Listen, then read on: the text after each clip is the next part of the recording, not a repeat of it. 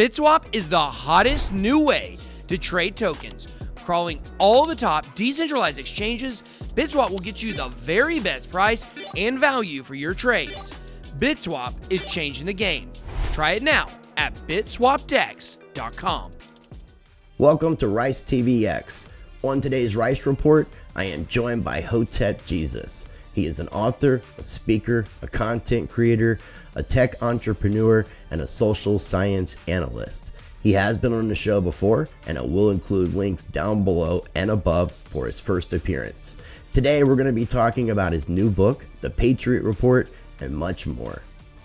Before we get into it, make sure you visit ricetvx.com and sign up for my mailing list so you never miss an update or new Rice TVX content. Plus, you can find my social media links, contact information, get Rice TVX merch coming soon via the shop, and more. If this is your first time ever watching any of my videos, check out and explore my channels. Make sure you subscribe to Rice TVX and Rice TVX2, both can be found on YouTube.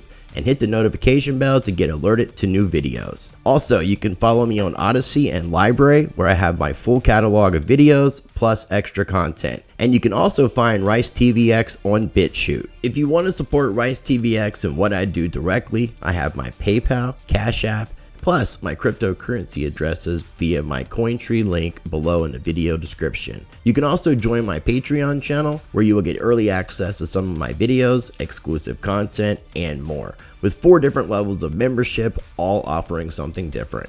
If you are looking to purchase and invest in precious metals, gold and silver are both good safe haven assets to hedge against the financial collapse we are experiencing. Check out Money Metals Exchange. I partnered up with them and you can get a free ½ ounce of silver. Visit moneymetals.com, be a first-time buyer, purchase a minimum of $100, and use the promo code RICE. You get a free ½ ounce of silver, and it's another way to support the channel.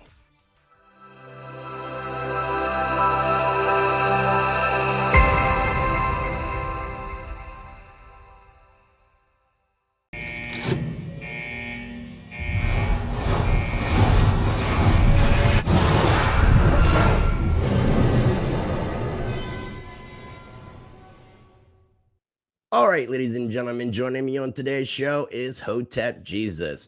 He is not only an author, a speaker, a content creator, he's a tech entrepreneur, and a social science analyst. He's been on the show before. I'm going to include links down below and above for his first appearance, which took place in July of 2020. Hotep, I appreciate you coming back on the show. How you doing, man? I'm good. Thanks for having me, man. Yeah, and I'm definitely looking forward to the conversation. We had a little bumpy starting to record the video, but we've got your beautiful daughter on camera. She's so cute, man. Yes, she is. family is definitely bye-bye. Definitely one of the most important things, I think, in our lives. You know, our friends and our family, but most importantly, are those that are close to us, our children, our siblings, our parents, our lovers, wives, whatever the situation might be. But I'm going to have links down below for everything that we shared today, including your actual webpage, which I love the title you have here, Think While It's Still Legal. Thank you. Because we are getting to that point. And you've got the YouTube channel, which will be linked down below. Also, your Twitter account, in addition, the very first interview that we did in July of 2020. So we did an appearance recently together a couple weeks ago on BitBoys Around the Blockchain, and I'm always saying some crazy stuff, kind of borderline stuff that I know Ben wouldn't say, but allows me to say it. And you made a comment that you didn't want to be around me because of the black vans, which I totally get, but I kind of feel the same way about you. Again, when you're seeing dollar sums like this moving around, something's up, you know something's up. I mean, I think all of us are a little too jaded in society to know that, like, people don't do things with good intention. That's just not the way that the world works. And I hate to, say that, but that just is what it is. But well, our politicians here in the United States are a good example of that. Yeah, they've trained us to insider trading and stuff going on. Nancy Pelosi, all the stuff that we've heard, even with the Federal Reserve, the insider trading, with even Jerome Powell, the chair of the Federal Reserve, and nothing is being done really. No slap, no nothing. These guys should be put in jail they're supposed to be public servants or taking advantage of insider information and profiting from it. I thought Hey, the cows Rice, had you some. gonna have Rice, you gonna have the black vans waiting outside for you talking like that. I got a Dude, they're couple of them coming for that you, just, right? Like I got a you're couple too of on them point. out there already. Yeah, and I'm used to it. It's been the game I've been in for a couple of years. You know Adam Kokesh, and that's what kind of tipped me off to the authorities. I can only stand next to you for about 60 seconds. Radioactive. No, trust me, I'm he's hot. a target all the time, man. Remember when you got bounced in at Bitcoin 2021? at the Man, you Bitcoin are a after party? target, bro. I don't know what to say. Yeah. They are following you. They're always watching. Yep. Always watching. That's why people need to make sure they're subscribed to my channel. There you go. It's down in the description. Make sure you pop down there and follow Rice and everyone else. You know, I think together we would be dangerous. And I mentioned that I've got a lot that I want to talk with you about. So hopefully we can get you back on in a few weeks and not try to cram everything on one episode. I'm fine with that. Cool. Well, I definitely look forward to these conversations. You're good people, man. You're good people. And likewise, I feel the same about you, my friend. Thanks, man. So you got this book. You're supposed to be sending me a copy of it, but I've been checking out some of your YouTube videos, which you've been doing. Oh no, it's cool. It's cool. You'll get it to me. But it's called the Patriot Report, and you've been doing some videos on your YouTube channel, kind of taking from the book. One of those videos is the Jekyll Island Federal Reserve video, and I do a lot of studying of economics. So you've wrote The Unbreakable Rules of Masculinity, Dominate Twitter, and now the new book, which is The Patriot Report. And people can find this at your website, bryansharpe.co. That's correct. And right here, you will see the book, Exposing the Conspiracy of Money and War. So what, like, I know that you talk about some of these things in the past, but what really brought you into this area of work and wanting to do the Patriot Report, kind of dig into what some people call conspiracies? What led to this? Well, I was looking at the societal landscape, and I noticed that there was this blind trust for government. There was also compliance and too much participation, right? So there's trust, compliance, and participation. Let me write that down. It's actually really good. Trust, compliance, and participation. Trust. Is that what you said? Yeah. Trust, going in my new book. And participation. That's great. So yeah, so trust, compliance, and participation. And I'd like to reduce all of those things, right? We have people complying with mandates, people trusting in the elected officials, and people participating in the charade that is politics. And I thought that the problem was they just don't have a grasp on the history of their country and how far back it's been usurped. Mm-hmm. So I said, let me dig up the evidence, because it's one thing to sort of know something is the truth, right? You know it exists in your heart and in your intuition, but you don't have the evidence to back it up. So I knew that the money powers were controlling things starting back before Europe. And I'm not even talking about the Rothschilds, although the Rothschilds were a part of that story. I went back before that. So I tracked this thing back to 16th century and covered, the monarchs, and then showed how money was controlling some of the monarchs, William of Orange, Queen Isabella, etc. And then I tracked that, and then I tracked some of the money situations to America and the inception of the first few banks. So there were 3 central banks prior to the creation of the Federal Reserve and the creation of the Federal Reserve. So right. that was something, because I've been researching this more. I've always been taught that the Federal Reserve was the 3rd attempt at central banking, but it's actually the 4th, right? It's actually the 4th, right? Yeah, that's kind of because I was doing a little bit of, I was looking for some timelines, stuff that was really easily written out where people could see things very easily. Mm-hmm. So sorry for the interruption. Yeah, the first one was the Bank of North America. The second one was the first bank of the United States, and the second one was the second bank of the United States. The second one was actually the 3rd attempt.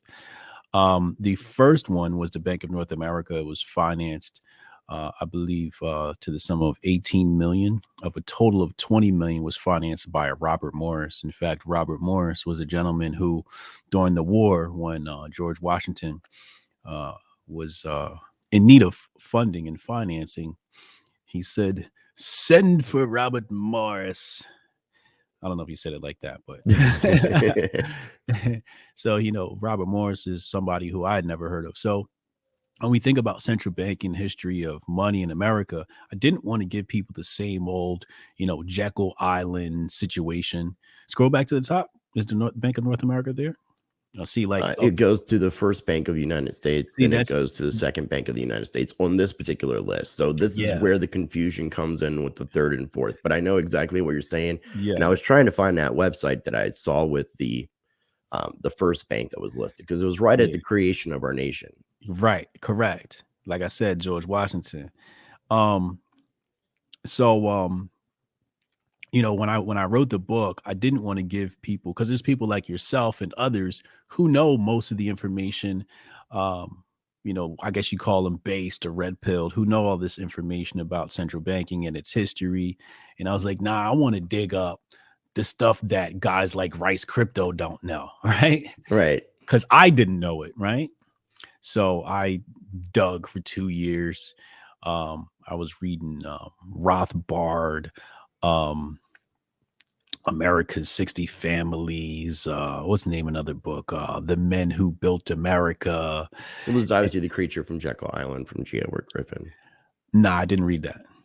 You didn't read that at all? Did not read that at all. But you are familiar with the book I'm talking about, right? I am familiar with that. Okay. And for the exact reason that everybody knows about that book, I specifically did not use it as a source. I said, everybody knows about this. Why would I use it as a source? I know you didn't use it as a source, but have you read the book? No. Okay. I didn't need to. I had the sources that was sourced from. It's a crazy book. I haven't read the entirety, but it's a thick book. Yeah. I was digging into Tragedy and Hope by Carol Quigley. You ever read that one? Mm-mm. Yeah. See, like, I was going to the stuff that, like, Wealth of Nations, right? Like, I was going to the source of the sources, right? Okay. And so Wealth of Nations is a must-read book for anybody in the monetary industry. That's by Adam Smith. Mm-hmm. And that is a wealth of information on money, period. If you're talking about money, you got to read that book. So I went to, I already knew what was in The Creature of Jekyll Island without reading it, right? And perhaps one day I'll sit down and skim through it.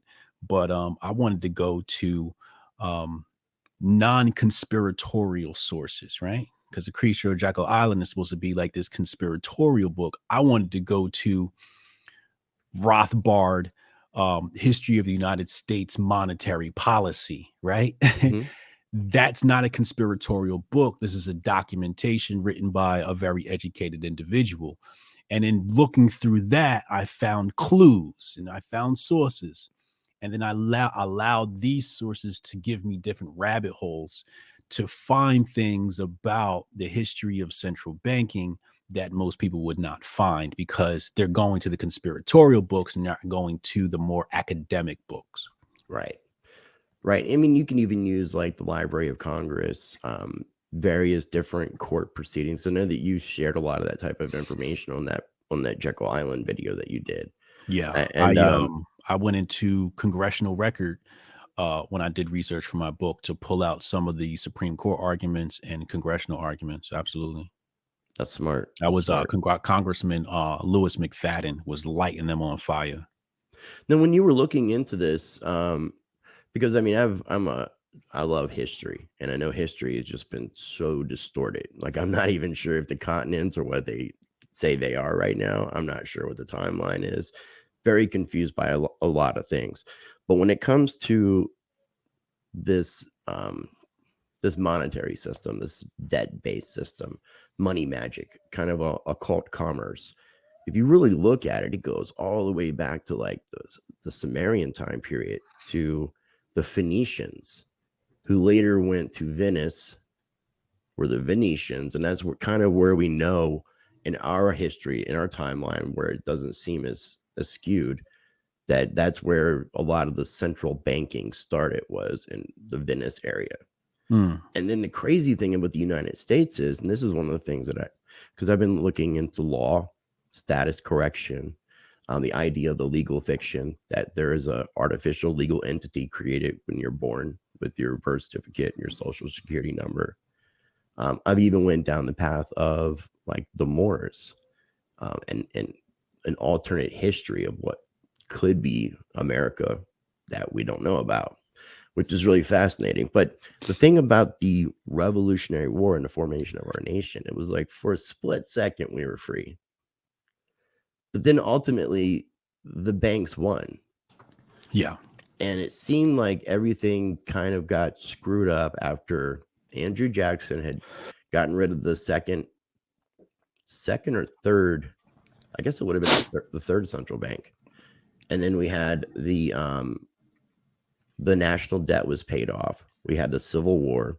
And instead of, after the Civil War, the reconstruction of our nation, the Republic, it seemed as if the federal government took over. And this was stuff that our founding fathers were arguing with the Federalist versus the Anti-Federalist. Strong central government, which goes into some of the things that you were talking about, like with Karl Marx's book, The Communist Manifesto. I don't know if you knew there was communication between Abraham Lincoln and Karl Marx. Really? Yeah. Oh, wow. Yeah, there was communication. They say that they were pen pals towards the end of the Civil War, which is really fascinating. But it could have been more to that. Yeah. So, have you heard about the idea that the United States as a corporation was made into a corporation? Yeah. Like the Act of 1871. Yeah, that's old news. Yeah, I've known that. What is your feelings? I've learned and forgotten that. What about the 14th Amendment? What are your thoughts on that?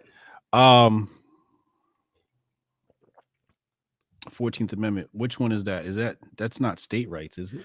That's the one that was supposed to make Amendment. all people U.S. citizens. Oh, okay. Including the newly freed slaves. Oh, yes. So what's the question on that? What are your thoughts on it? I think there's who's the name of that guy that dives into that subject matter?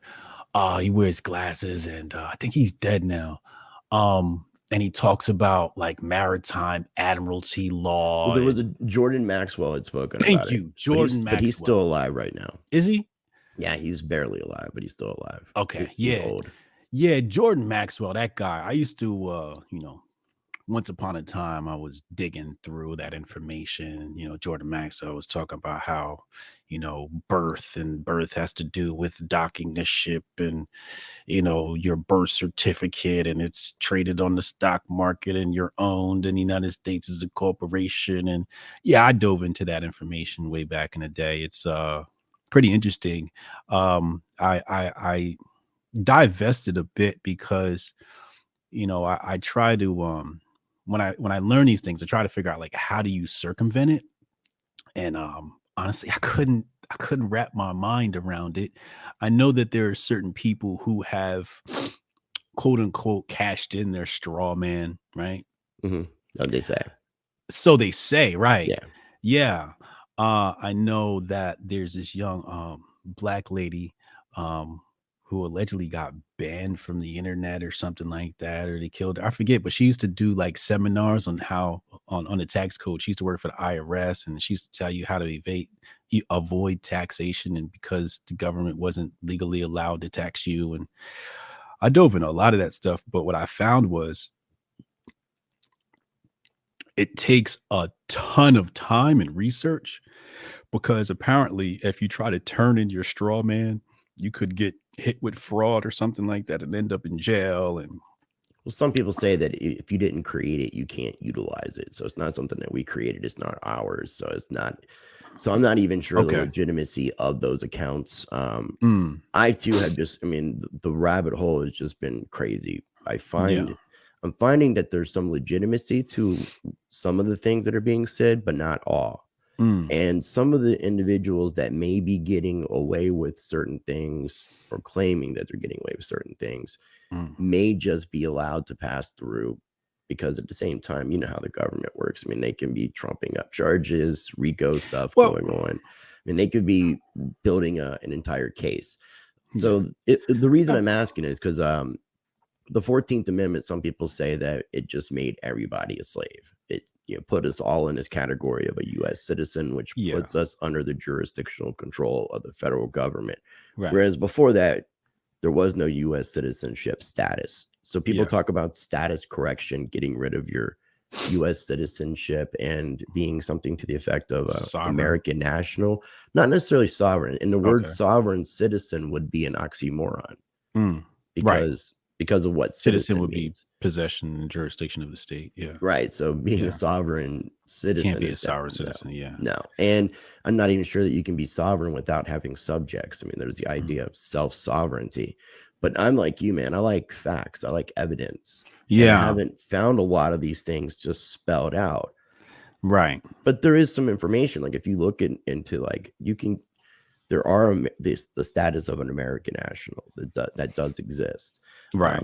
And we know that taxation of labor, the 16th Amendment, with the creation of the IRS. I mean, it's technically doesn't seem like it was ratified, but yet it was ratified and Right. Yeah. and it's accepted. So it's like, what are we going to do? So that's one of the reasons why I went down that rabbit hole. You know who you got to talk to on that is you got to talk to the Moorish Science Temple of America or some of the Moors. They dive into that whole legal situation real deep. I used to study that back in the day. I used to listen to the Moors. I think it's Tariq Bey is probably one of the godfathers of the Moorish movement in America. And they dive into, the whole legality. Like, for example, the necessity for a driver's license. You have some Moors that operate off of the creation of their own driver's license because a driver's license is not to operate a car, but to operate a motor vehicle. And there's certain language, how you can get around. And then, as long as you announce to the local municipality how you're operating within their jurisdiction, they can grant you the ability to create your own identification as long as you follow the right paperwork and do things formally, which brings me back to what you said before. How do I feel about the United States being a corporation? I don't find that to be necessarily a conspiracy or a bad thing. It just seems to me to be something that's formalized to formalize an entity, right? And when you have, Rice Crypto LLC, you form that entity to do business as that entity, right? And that's like your new straw man, and you do business. So for example, I have LLCs and I do business in those LLCs. The bank accounts are connected to those LLCs. So I remember once upon a time, debtors were trying to collect debt from me, and I would keep money in my LLCs and not in my personal account. So they couldn't get the money, right? Right. So when you say, I forget what statute it is, 50, I forget what it is, but there's some statute that says United States of America is a corporation. But I think that's just the formality of paperwork so you can start organizing how your entity operates. Because when you think about United States, it deals in commerce, it deals in economics, it deals in trading. So in some form of fashion, a contract would have to be created, and contracts are usually done between corporations. Right. So 100%. I don't, so like when I ran across the information, it was like, all right, yeah, United States is a corporation. I'm like, all right, what do I do with this information and why is it bad? Right. And when I couldn't kind of draw conclusions, I just move on to the next thing to study. That makes sense. Yeah. I kind of got stuck on it and then I got burned out. That's what happened to me. Yeah, I was just like, all right, I'm done with this because it seemed like I was going in circles. With everything that's happening today, we're technically underneath the jurisdictional control of this government.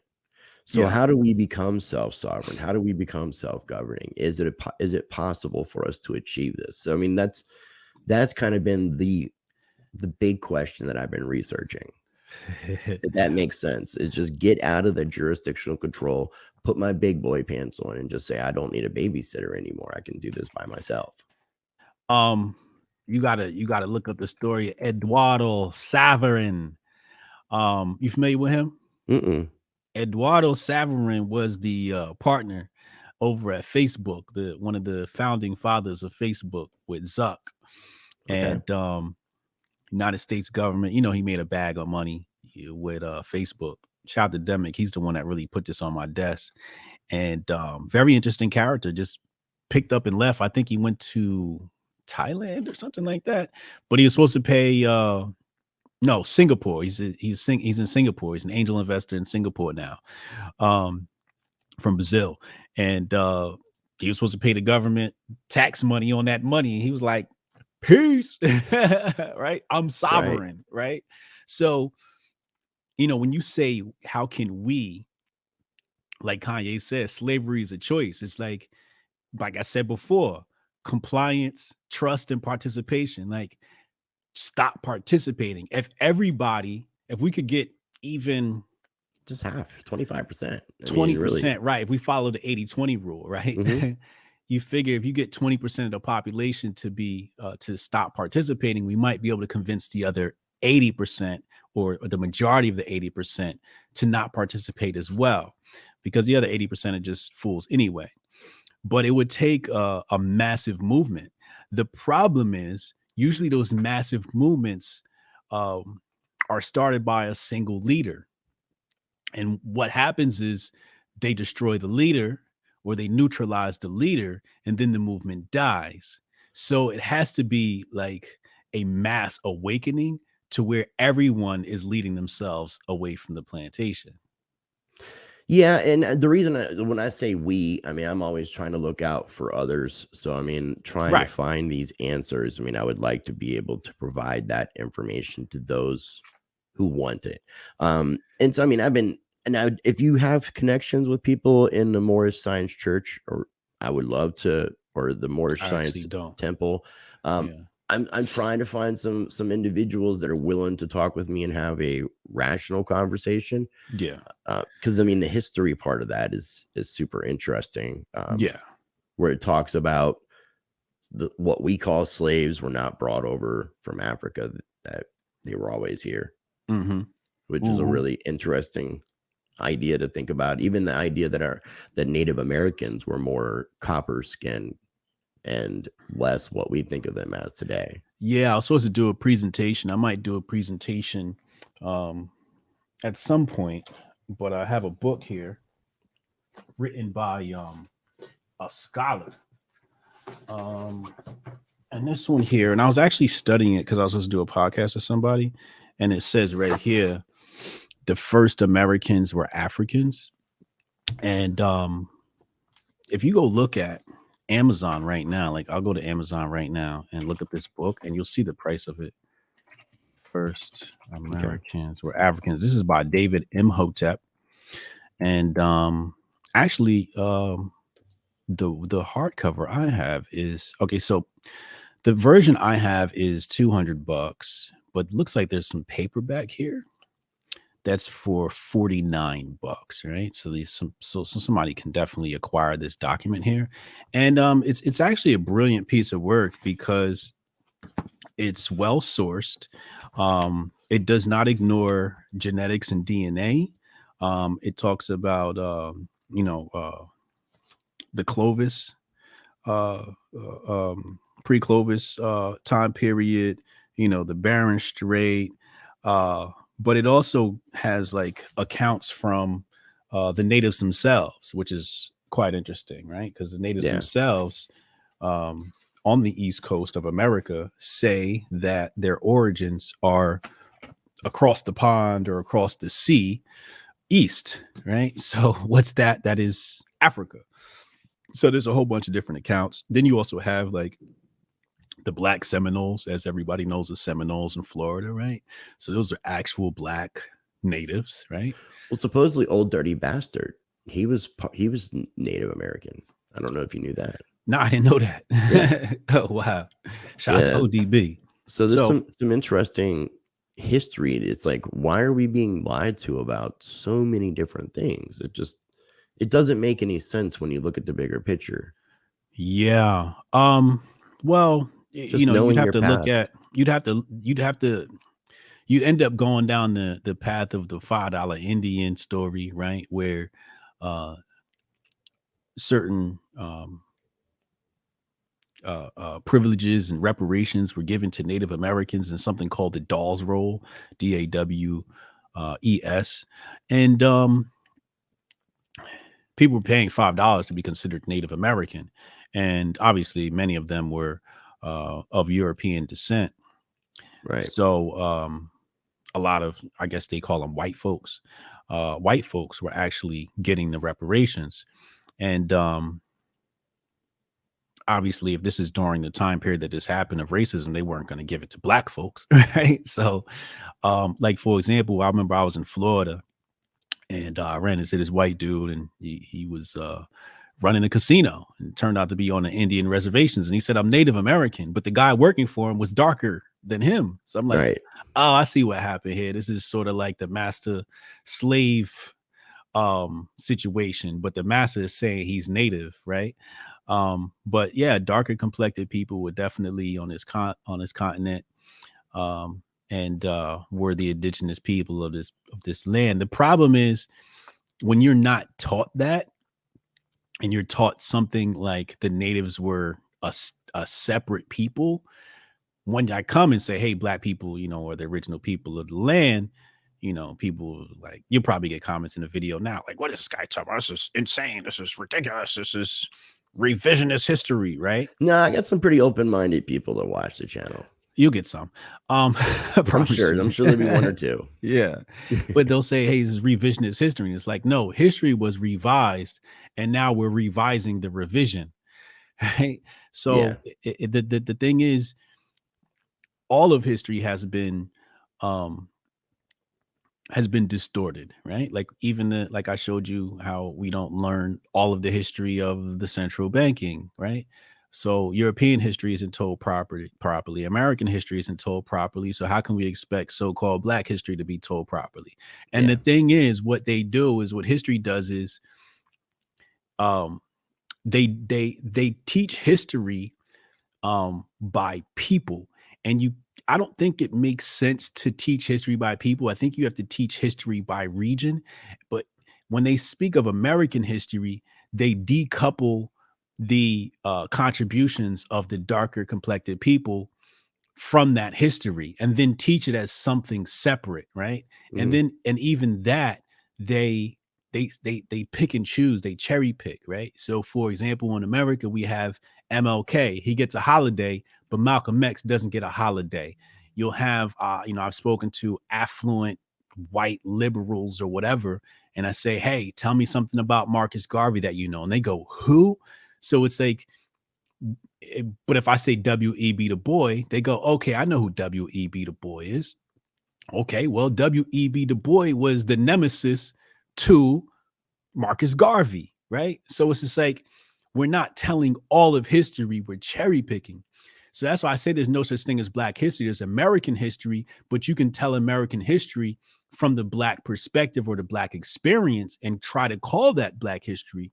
But the problem is that American history has been cherry picked, and it's just like, all right, we're going to talk about these people, we're going to talk about those people. It's like, no, tell it in chronological order by region. So if you want to talk about what happened in New York, you'd have to start with the fact that Central Park is Seneca Village, aka Senegal Village, right? These are African people. And then you can talk about how New York City started to develop, and the Irish and Italians and so forth, and how we got here. And then Wall Street used to be some things where people were trading paper slips on the sidewalk, and then it became like real Wall Street, right? Right.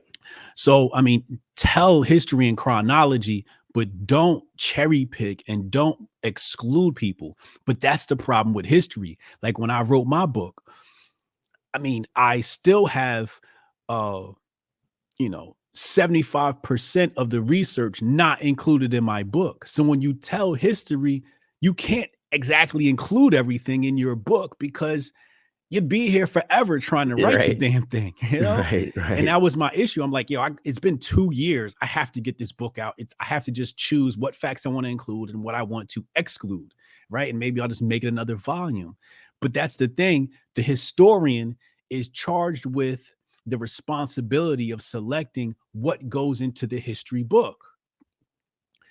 Yeah, they And say that victors write the history, and I right. mean, and then I think that they obviously want to leave out renegades, people who were pushing the envelope, and because they don't want to have that inspiration for other people. And so I'm glad that you mentioned some of the things you mentioned, because I was noticing on your Twitter, where I pulled it up here, where you're talking about Black history as a product, Black Americans are Europeans with a dark complexion, Black history in America is merely the Black experience in a European satellite.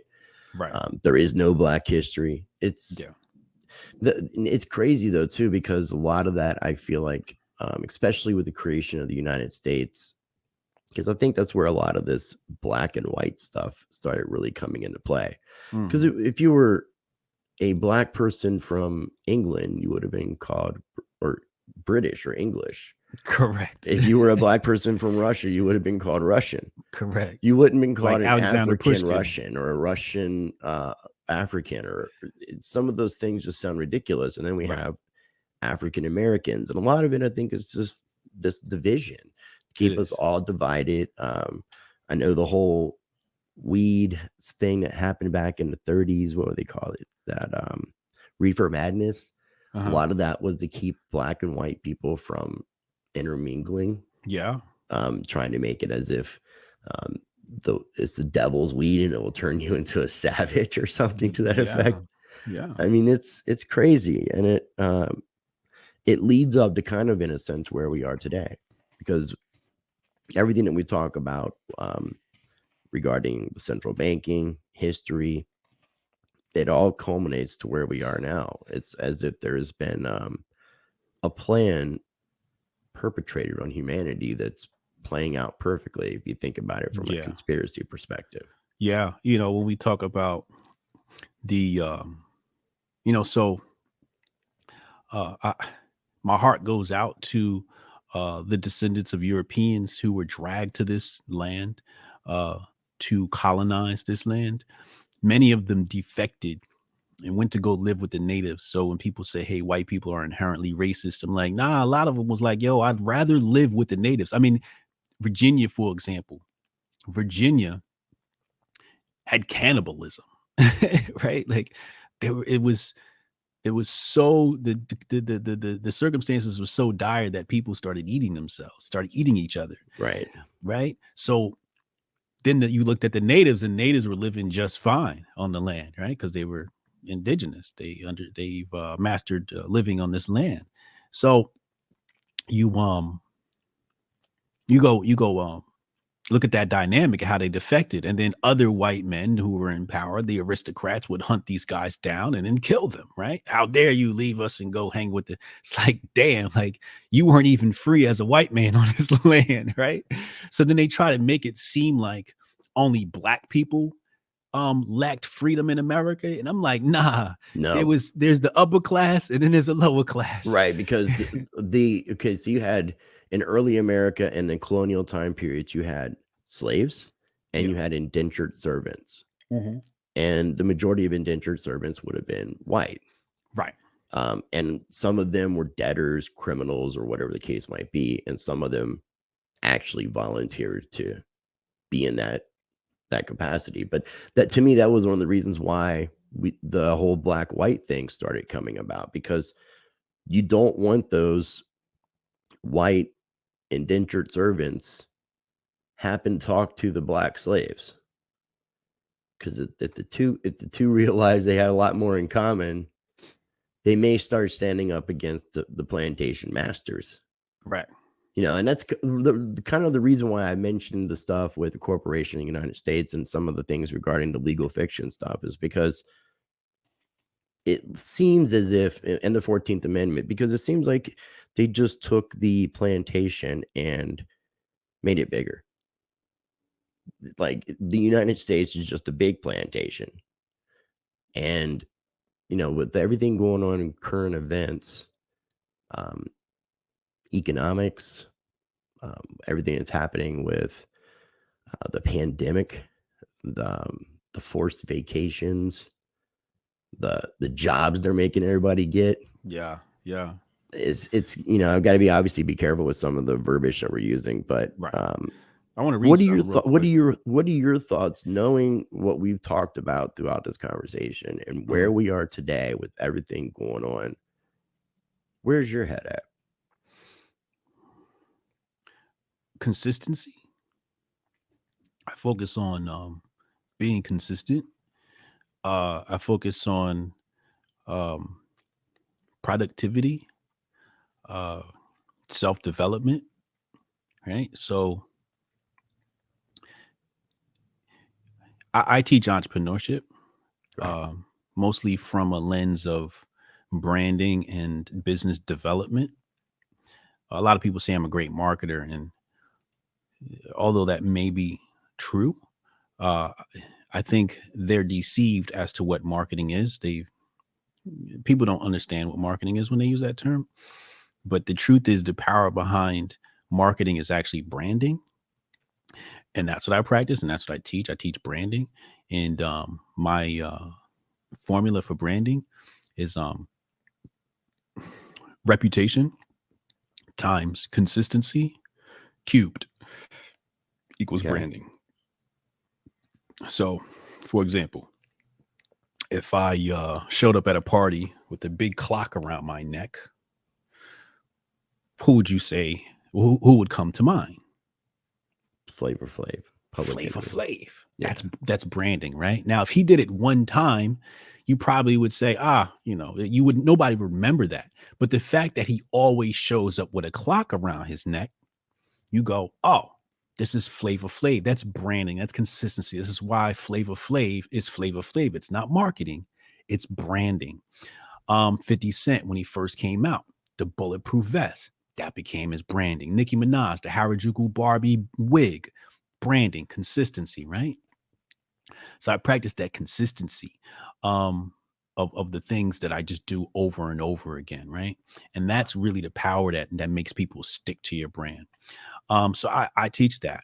But I say all that to say, when you're developing a business, it's very important to understand what's going to turn the wheel. Sometimes we are spinning our wheels and going nowhere, right? Right. But we got to understand what's going to give you traction, I guess is a better way to explain it, right?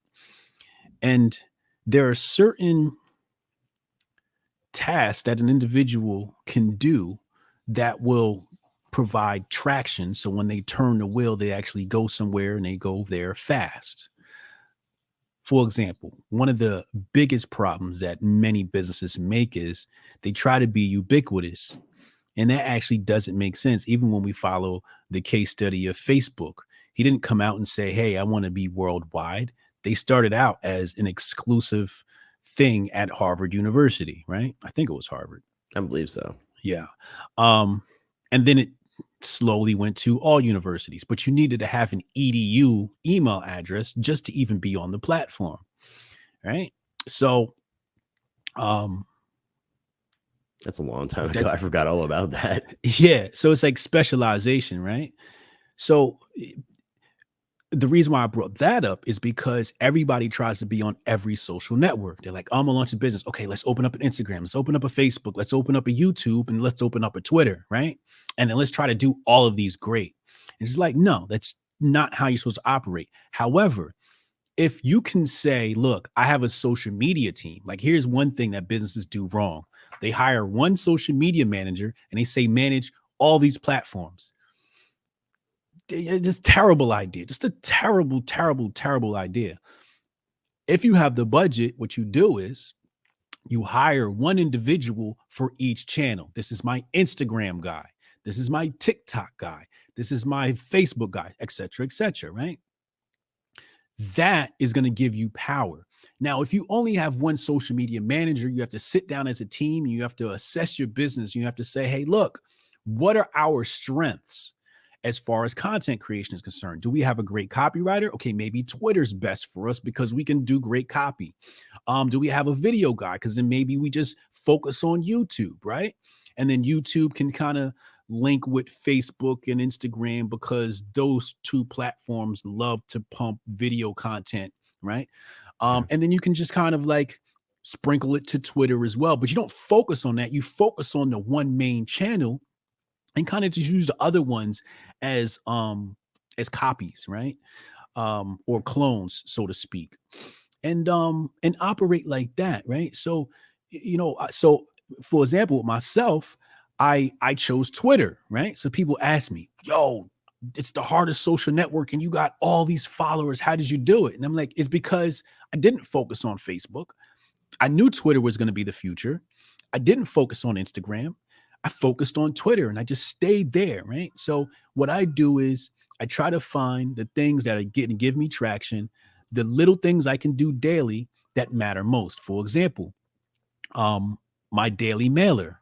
I do that daily. I write to my subscribers daily. It's a practice for me as a writer, and it allows me to have communication with my audience, right?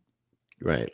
I do that daily. That is a must have. I don't even check the ROI on it because I have to do it. I have to stay sharp as a writer, and I have to stay in communication with my people, and I have to stay in front of their face because you need those impressions. And also, dealing with social networks, you're behind the shadow banning and all of that stuff. With the email, you don't really have to deal with that too much, right? Right. So you have more control over there as well, more freedom of speech there as well, right? Well, okay, so a lot of the stuff that you talk about in the past, was really focused on kind of like growth on social media, social engineering, and from a branding perspective and knowing what you know about social media, you've been doing a lot of edgy content. No. You don't feel like the content you're doing is edgy at all? Nope. Okay. I don't. It's not that my content is edgy. It's that people have been lied to. Right, but I mean, from the do you have problems with YouTube? Because for whatever reason, I was thinking that you had a different channel and it was bigger than this channel. Did you lose a channel? No. Okay. No, that's it. Okay. I may have been mistaken. I mean, I'm sure like you look at my views, like they're low, right? So I'm sure like people always complain. They say, yo, I had to subscribe to your YouTube channel 10 times, or they'll say things like, I don't get notified and I turned your notifications on, or this video didn't pop up on my feed, or I typed this in and you don't pop up.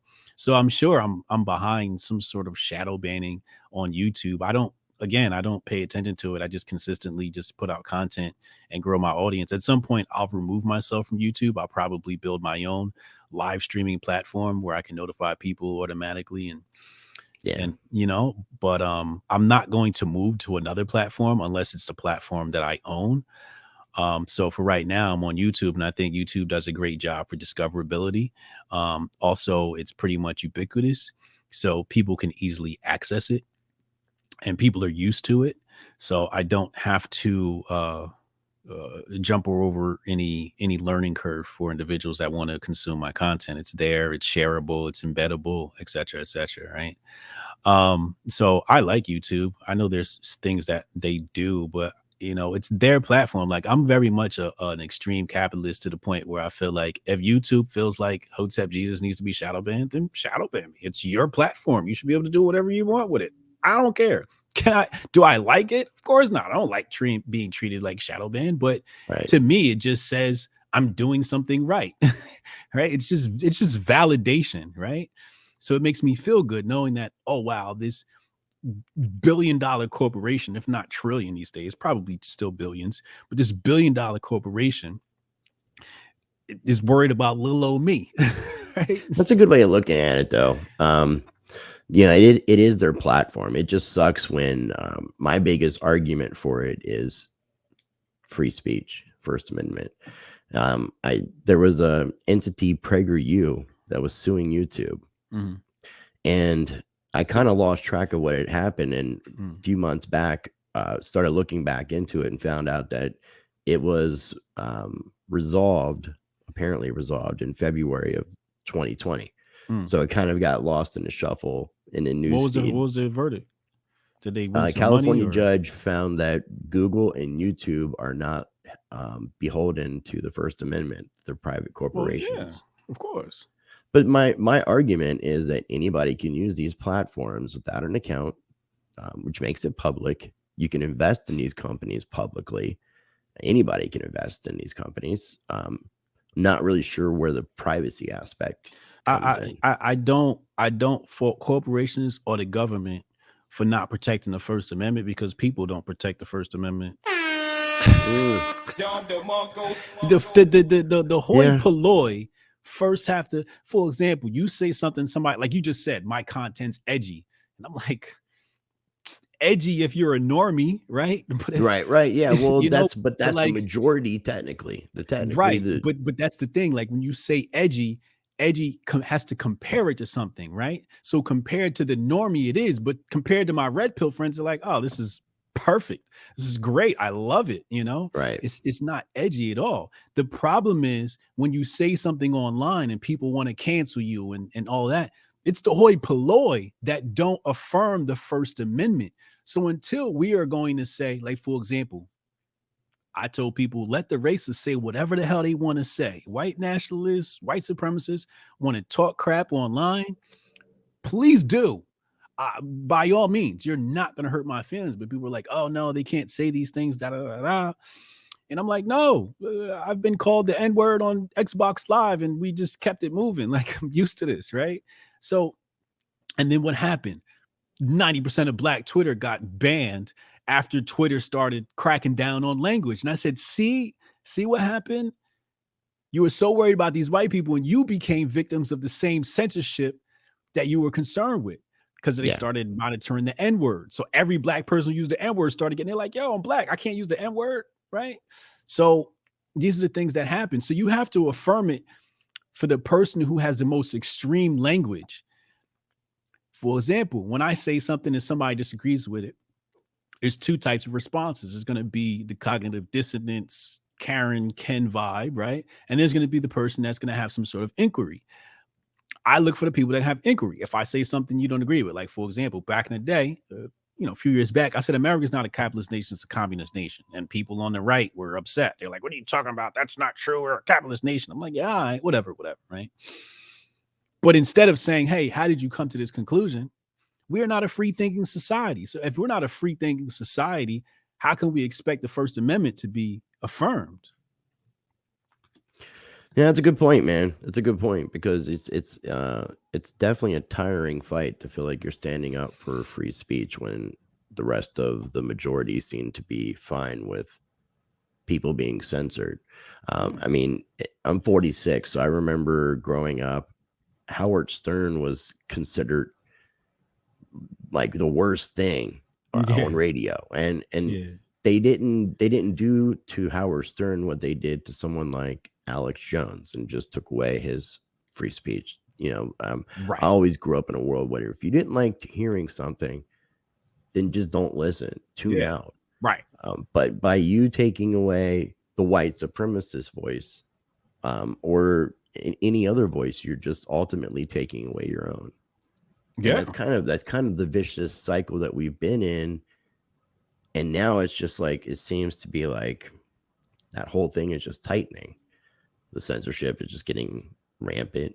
I mean, I get what you're saying when you're a platform and it's your platform and you want to be able to set standards and rules. And if you want to censor somebody, but that's the end of the line, right? Like, you got to go to the root cause of the problem, right? And censorship is just like a symptom of the bigger problem, right? So it's like you swiping at the weeds, but you ain't pulling the weeds up from the root. The root is who's making these decisions? Who is the one that is shaping public opinion, right? And when you look at the people shaping public opinion, we can start there, because public opinion is, say, for example, I'm a soccer coach, and some dude in the chat was like, yo, do you think we should have all soccer coaches jabbed up and or tested? I'm just like, damn, psychosis got to him. The mass psychosis got to him too. Like, what's going on here? Like, y'all not jabbing me up. I'll quit before you jab me up, right? So it's like public opinion is being shaped, and public opinion is shaped before it heads to the Supreme Court, before it heads, like I always said, like Bill Cosby, for example, Russell Simmons, for example, R. Kelly, for example. We look at R. Kelly. R. Kelly was a free man, right? Then he went on Gayle King.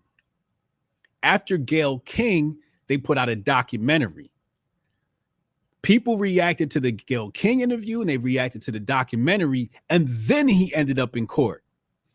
Bill Cosby was a free man. What happened? That comedian made the comment. It became conversation amongst the public. Then the documentaries and the interviews on TV came about, and then he went to court, right? Who was the other individual I named? R. Kelly, Bill Cosby, and Russell Simmons. Russell Simmons, women were coming out about him, and that was getting to the media. And Russell Simmons was the only smart when he left the country. It's like, all right, I'm out of here. Because what they do is they try you in the court of public opinion before they try you in the real courts.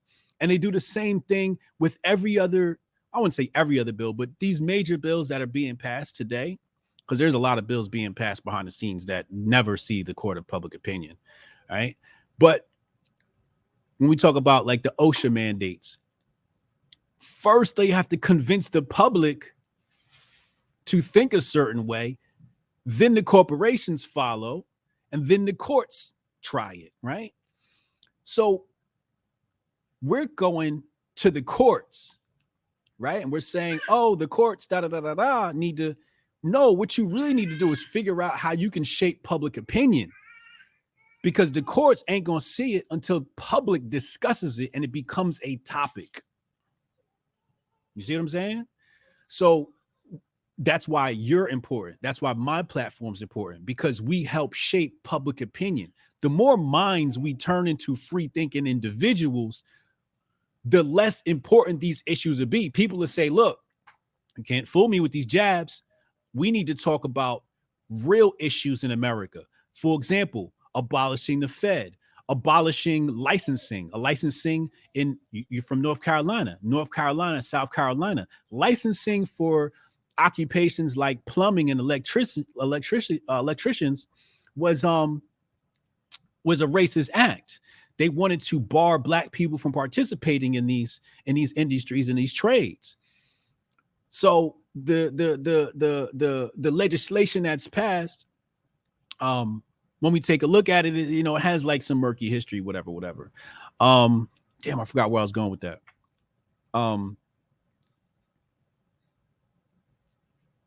Court of public opinion. If I knew, I definitely would catch you up, man. I'm sorry. What did I say before? Oh, North Carolina, right? Yeah, you're talking about the licensing, things that we need to focus on versus right. Okay, things we need to focus on. Thank you. Yes, so things we need to focus on. So let's remove these barriers. For example, crypto.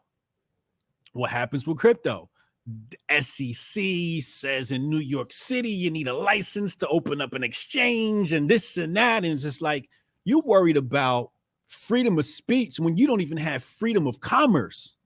If you don't got freedom of commerce, if I can't say, yo, I want to be an exchange and exchange monies, the SEC gonna say, nah, you might rob people. No, we've already been robbed by the Fed, so you can't use that as an excuse, right? Right. So where's the prioritization happening, right? If the money ain't free, the people ain't free.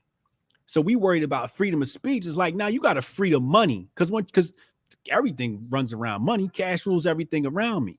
So we got to free the money. Once you free the money, then you can free everything else.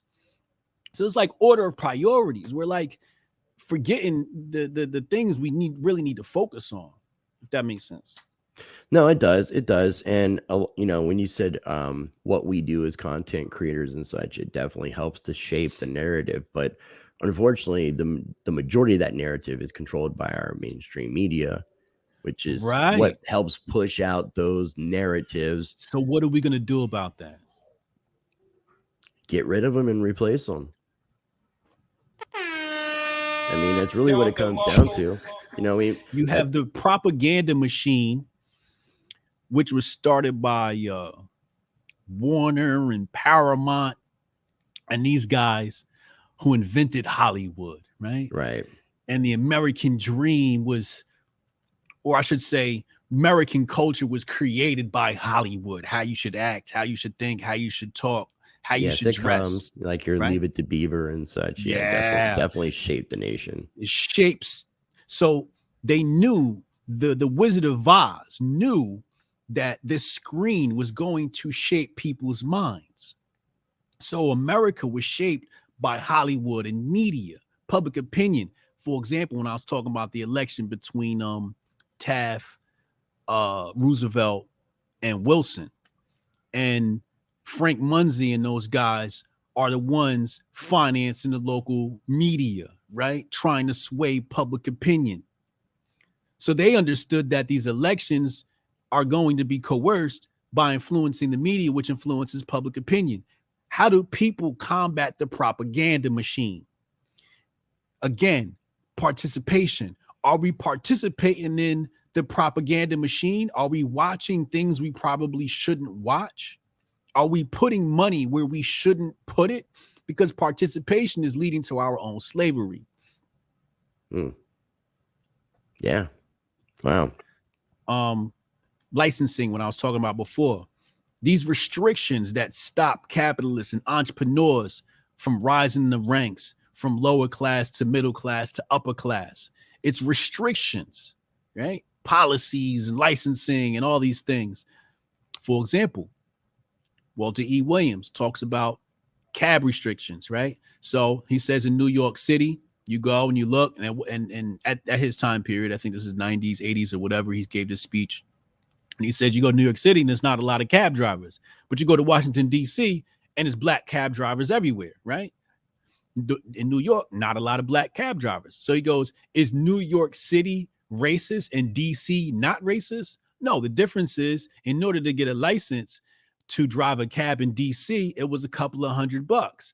To get one in New York, it was a couple $100,000. Yeah. Right. So big difference. Right. So when you want to say, the system of white supremacy is this thing that creates policies that block people and block black people out, block lower class people out. Right. So lower class people, you would think, oh, I have a car, let me drive somebody around. All right, let's get a license and get registered, a couple of $100. And what you found is the price of cabs in DC were reasonable as compared to New York City. And also the quality was higher, because where you have competition, you have higher quality because you got to beat the next guy cab, right? If the next guy got water, you got to have water in white gloves. If the other guy is opening the door, you got to open the door and roll out the red carpet, right? So you got to have a nicer car. Your car better smell better, right? So competition is good for the marketplace. And what they do is they destroy competition when they create these hurdles and barriers like licensing, right? So when we think about what should we do as a nation, Walter Williams said the same thing I said, right? He just said it, I think, a little bit more educated than I did, right? So I said, if our president, I would start repealing some laws. Well, what he said was, he would eliminate every single executive order. And that's a lot more specific, right? Because that's very specific. And I'm like, specific. Oh, that's very smart, right? So that's exactly what we can do. We don't want to implement new laws and new policies and new bills. We want to roll back the existing ones to the point where we're at zero so people can be free again. Now, what would be your biggest suggestion for being able to accomplish something like that? I can't say that on this platform. Well, okay, what about, because I've kind of come to this conclusion. Horse and your musket. What about getting involved in politics and trying to make the change from the inside? And actually, like, what are your thoughts on that? In order to shape politics, like Hotep for governor. Mayor Hotep. I'm people always want me to run, and I'm trying to avoid it because I just feel like I'll be more powerful outside of government than inside of government. The problem is man's desires, man's weaknesses, and man's ego. Because let's say you get some upstanding individual and we make him because what I say is, you can't vote for somebody. You have to build your politician from your local community. You know what I mean? Like, we would say, hey, Rice Crypto, he's a good guy. we're going to make him our next politician, right? Instead of going get some career guy who's a lawyer that's going to talk circles around you, let's turn Rice Crypto into the next good politician. The problem is the powers that be might come around and they might say, yo, Rice, got 100 million for you if you pass this bill. Man is susceptible to these weaknesses. Yeah, I would say the majority of everyone has a price. Everybody got a price. You see what I'm saying? It's sad to say Right. that, but yeah. I think there are some with morals and conviction, but there's not as many. So that's the first thing you have to overcome, right? And my solution to that is you select politicians at the age of 5. And you mold them from childhood. Isn't that what happens? It seems like that's a lot of what happens. No, it's like what's Justin happening Trudeau's is dad was a prime minister. And well, that's hereditary. What I'm saying is, as a community, you see what I'm saying? As a community, you have to, just like the Spartans, right? They took the child from 11, 12 years old and turned them into soldiers. You'd have to have a certain committee of individuals whose ego has not been destroyed, has not been compromised, and find the traits of individuals at a young age who have the psychological capacity to not be bribed. Okay. And you can find these amongst children at a very young age as a certain special personality type. And you train them up in politics, but not politics as you would think it. See, you talk about like Trudeau. Politics is hereditary. It's the same families over and over again. Bush, Clinton, right, etc. right. Margaret, what's her name? Out the black lady out there in California, whatever. But anyway, what I'm saying is teach the children not politics, but mastery of ego. And that will be your new politician. So when they grow and they land in these positions of power, they're not caught up by the power and the money, etc. Then, let's say you didn't do it that way. My other thing would be take away the incentives of being a politician. Take the money out of it and put something damning at the end of the road. Say, hey, look, after you're tenured, you have to go live in a monastery. How many people are going to volunteer to be a politician? Not many. Only the most admirable of your nation will say, you know what? I want to make this thing better, and I don't mind living in a monastery if it's going to make this world better. And then you'll find that, hey, the nation's getting better because we have admirable people, right? You got to take the incentives away. So there's different ways to, I've thought extensively about this. There's different ways to sort of change this stuff and make the nation better. It's going to take a lot of work, a lot of years, a lot of psychology, a lot of study. But I think that the biggest problem is the people are just uninformed. And the reason why people are uninformed is because uninformed and uneducated. And the reason is because the will to be smart has been destroyed, right? That's the root cause of it. The will to be smart is destroyed. I remember I was out to lunch with somebody and we were discussing the endemic that we've been going through the past couple of years. And I started to break down some of the science, and they quickly changed subjects because they didn't want to take the time to use their mental capacity to hear me talk about the cycles in the PCR test and that situation, right? It just sounded like they felt intimidated by the conversation. Mm-hmm. People don't have a desire to be intellectual and to actually learn. They rather just deal in something that's easy and makes them feel good about themselves and is entertainment, right? Like people love just being entertained. Again, that comes back to like insecurity, but the desire to want to be intelligent, if that was ubiquitous amongst all of humanity, we wouldn't be able to be ruled. It's not that people aren't smart. It's they don't have a desire to be smart. Everybody say, yeah, I wish I could know everything. All right, well, are you trying to know everything? Because I am. I'm definitely trying to know everything. But are you trying to know? No, I'm not. So you really don't want that, because if you wanted that, you got Google right at your fingertips. You can learn almost anything. Oh, you know, speaking of that, man, since I've been watching some of your stuff since we had this interview coming up, I've been noticing that you've been using Google. I work with a company that I'm probably going to be taking a position with that is one of my sponsors. It's called Presearch. Okay. And it's a decentralized search engine. Okay. So it proxies out. I want to share it with you because I want to be trying to work with some marketing aspects and maybe do some partnerships with different content creators. Because as much as you're Googling things, I'd rather you pre-search it and support there's a some reason of these. why I use Google. You building a big data profile? No, I mean, they already got my data. I don't care what data they really have in that whole privacy situation. Like, whatever the fuck. NSA gonna get it if the NSA wants it. You know, I think that when I use Google as a source, it's because I'm looking for the mainstream. Like, for example, I read off of Wikipedia all the time because I want to show people the deception in Google. I want to show people the deception in Wikipedia. So I'll read things from CNN, from Fox, MSNBC, and I go to those mainstream sources. Now, there's a lot of times where what I'll do is I'll contrast it.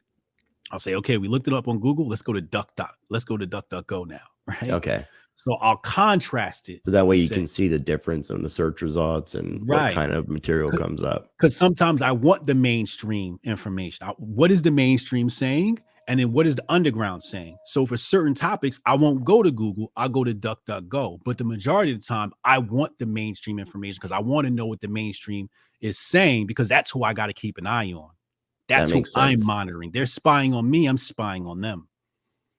That makes sense. I like the way that you think and the way that you explain things, man. And I always enjoy having these conversations. You're an awesome interview. It's all you, bro. Well, pull the best. I've been in interviews where it's just like they don't pull the best out of me. You always pull the best out of me. Well, coming from you, man, that means a lot, because I mean, you've been on a lot of interesting podcasts. I mean, you obviously have been on Joe Rogan's show, which is what first made me familiar with you.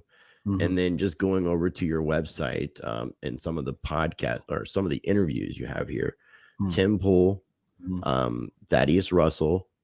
You went on What Bitcoin Did with Peter McCormick. What was this all about? Are you are you kind of pro BSV? No, hell no. Okay. What's that dude's name? Actually, don't say his name. Fake Toshi. Yeah. I was ignorant of the Bitcoin conversation, right? So there's BTC, BCH, and BSV, and I was ignorant. I'm like, there's only one Bitcoin. What are y'all talking about? And they're like, no, there's three of them, and they were like telling me all these things, and I'm just like, all right, this is confusing. Let's have a debate, right? Okay. And so what happened was I tweeted something, and then I got attacked by the maximalists and then the minimalists, I guess we can call them, or the BSVers. I got attacked by both sides. So I didn't know what the truth was. So I was like, you know what?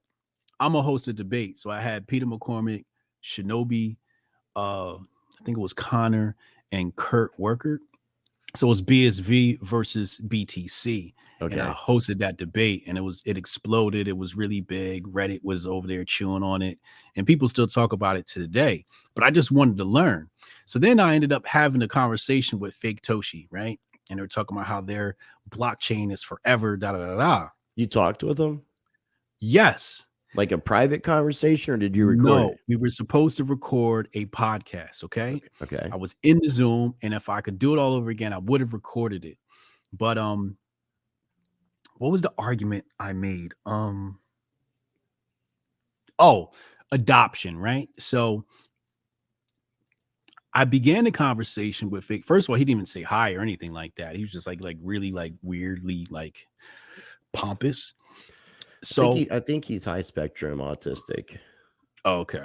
That's what Kurt's told me, because I actually spent a little bit of time with Kurt in Miami. Because I kind of that sounds like a fucking excuse to me. So we're in this podcast, and I said almost verbatim, I said, some people make the argument for Bitcoin is mass adoption, right? And I was about to say, I don't think that's a good argument for why it's the better technology. But before I could say that, he cut me off and was like, oh, this is ridiculous. Da, da, da, da, da, da, da. He started just going off on me. And I'm just like, yo, like, is this guy capable of having a conversation, a civil conversation? I don't think he is. So I called him fake Toshin and he left. Oh, nice. And then they pigeonholed the interview. They were like, oh, we're not putting this out. Ask Kurt. They're not putting this out. So ever since then, I've been like, yo, BSV's got to be a scam because if this guy behind it, it's got to be a scam. So I'm not behind that project at all. It's an interesting thing, man. And the conversation I had with Kurt, I mean, he said that he would talk to Fake Toshi about me doing an interview, and I said that I would be cordial. I wouldn't just come out, out the gate attacking him and such, because after doing a little bit of research, I'm not saying he is Satoshi, but I really feel as much as I do not like the individual, was a part of the Satoshi group. It looks like he might have even be the author of the white paper, but he's not a coder to that degree. So it's obviously more than one individual. And that was one of the things that Kurt shared with me. And I want to try to get in a good interview is him saying that he didn't do this by himself. So I can ask him why he's claiming to be someone that he's not, versus being a part of the team that happened to do it. So it's an interesting argument. And I've actually had Roger Ver on. Roger Ver was the individual they called Bitcoin Jesus. Yeah. And he jumped ship to Bitcoin Cash in 2017 when the hash issue was, the civil war was going on about block size. Right. And it really, Roger never shifted what he did. It was just, he stopped promoting Bitcoin and was promoting Bitcoin Cash because he felt it was more true to the Bitcoin white paper. And then BSV is a fork of Bitcoin Cash. They all have the original Genesis block. It's really a complicated scenario. But I am in the camp that Bitcoin has been kept limited on purpose so that companies like Blockstream can profit off of solutions versus just improving Bitcoin as a whole and making Bitcoin act as a peer-to-peer cash. It's more of a store of wealth now, and it should be able to act as both, but with the transaction fees and such, it's just been one of the big arguments. Yeah, I don't like that though. I like Bitcoin being digital gold as opposed to being transactions. I think it's good to have two mediums, right? You have one that's going to be an asset, that's Bitcoin, and you have another one like BCH, which could handle our transactions. I don't see anything wrong with that. Well, it's almost like you've mentioned Gresham's law, where bad money drives are good, right? And people are gonna, why would you want to spend your Bitcoin when Bitcoin could be worth more in a little bit of time? It makes sense to use something like Dogecoin to buy your coffee, your everyday transaction, because it's not scarce. There's going to be more created. It's an inflationary cryptocurrency versus Bitcoin, which is deflationary with 21 million. Right. Actually, Absolutely. never will actually be 21 million. And then you take the ones that are lost. But that's a whole nother conversation, man. One, I really appreciate your time. I always enjoy these conversations. I want people to go over to your website and sign up for your mailing list and get those daily emails from you. And check out your YouTube channel, your Twitter account, the first interview that you and I did, and also to check out the Patriot Report book. So before we wrap up, do you want to share something about the book and for people who are unfamiliar with you as an author, content creator, speaker, what you would say to people? I think what people can expect from this document is objectivity. I don't exactly try to tell you how to think about the information. I'm very honest about the information. For example, when I talk about the hazard circular, I don't say, hey, this is definitely truth. I say, hey, there's some speculation here of whether this is valid or invalid or not. I leave it up to people to do their own research. I just provide all the evidence and let you draw your own conclusions. And people who read the book enjoyed that because it's just factoid after factoid after factoid after factoid after factoid. It's a lot. Like, I've even had some people come to me and say, bro, this book is intense. because it's just so much in there, and it's potent and it's compact, right? Because I didn't add any fluff, right? Right. You know, sometimes people add fluff to books to make the book longer. It's like, no, moving right along to the next factoid, and then I connect them together, et cetera, et cetera. But it's compact and it's potent, and you'll learn a lot. And you're gonna, if you think you understand central banking or monetary history, you don't until you read this book. And also, it's well cited. There's over 200 citations in there, and you know, you'll be able to find out where I got my information from and all the different sources, and it'll lead you on a path of enlightenment. Now, since I haven't seen the book yet, since you haven't sent it out, the you mentioned on this video, the Jekyll Island video, the Federal Reserve, the creature from Jekyll Island, was that pretty much the presentation you gave was taken from the chapter about the Federal Reserve in your book? Yes. Okay. So if people want to kind of get a taste for it, they can go check out this video. Yeah. Are there any other videos that are pulling from the book? Go to playlist. Go to playlist. Okay. And go to Report. So the Patriot Report. Yeah, every single chapter except for the first chapter is going to be in that playlist. So I go chat because I know some people don't read, right? Or can't read, or don't have the capacity to read. So I said, you know what? I'm going to make this information available in video format so you can consume it. So I did every single chapter right there. Okay, very cool. So we're working through the book. It's not complete. I'm slowly working through it, but we're up to the Federal Reserve portion of the book. Next is going to be the another crime against humanity, monetary policy, and then we're going to get into the Bretton Woods Agreement. Interesting. Well, I'm definitely looking forward to it, man. And I'm definitely looking forward to having you back on the show. And I'll include links down below for that playlist so that people can check that out as well. And Appreciate definitely that. encourage people to check out the book. And I'll send you a reminder to send out the book to me. Oh, yes, please do. Please do. No problem. And so I want to let people know that we're recording this on Thursday, the 27th, but I'm going to be releasing it this coming Saturday. So it's going to be available on Patreon right away. I apologize about my voice because I'm just getting over being sick, which we talked about before we started recording. And that has been awful. And I should have taken your advice and taken more time off. But I'm here, and it was a great conversation, man. So again, I appreciate your time. If you could bear with me 1 second, it's going to wrap up things and stop recording. So ladies and gentlemen, again, make sure you're checking out that first conversation that me and Hotep did back in July of 2020. I appreciate you watching. If it's your first time watching any of my videos, be sure to check out and explore my channel. I'd encourage you to make sure you're subscribed, hit that notification bell, and I'll leave you with this. Be the change, practice change. People need to be getting involved in crypto, not so they can get more US dollars, but to get away from the US dollar. People need to realize how much the monetary system and the US dollar has kept us as slaves. 100%.